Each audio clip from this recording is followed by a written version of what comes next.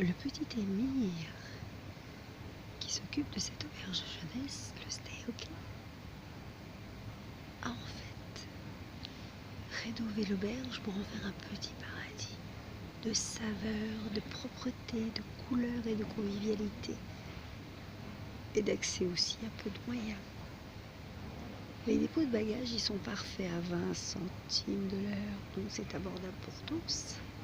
La restauration est exceptionnelle, le staff sympa, festif et pro et cool, d'une façon continue, comme le sont les Hollandais, sans oublier d'être efficace et pragmatique. Une literie parfaite, des douches bien chaudes. Le seul problème, ce sont les locataires du dortoir. En fait, on ne sait jamais sur qui on va tomber. Dortoir de filles à 6. La fois précédente, en 2010, j'étais tombée sur une Russe qui me disait adorer le sexe. N'étant pas lesbienne ni bi, j'étais peu intéressée par ses avances, surtout qu'elle les faisait avec un lacet qu'elle tordait dans tous les sens entre ses mains.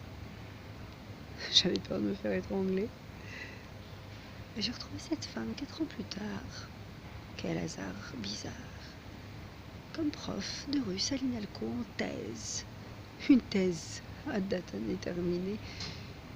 Mais de suite aux attaques de Paris de 2015, j'ai appris plus tard qu'en fait elle avait commencé sa thèse en usurpant ma maîtrise de gestion qu'elle avait piquée en ligne sur une de mes boîtes email. Lors de mes accès à Internet, dans ma boîte email, à l'occasion de mon passage dans le cyber de l'auberge jeunesse en question.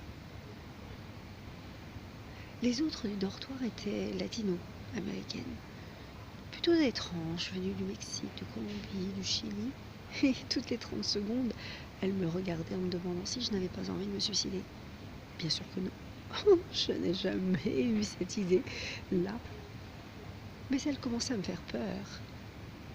À force de me le demander toutes les 5 minutes, j'ai donc eu l'impression d'avoir une bande de folles autour de moi. J'ai demandé à changer de chambre. Résultat, on m'a changé d'auberge.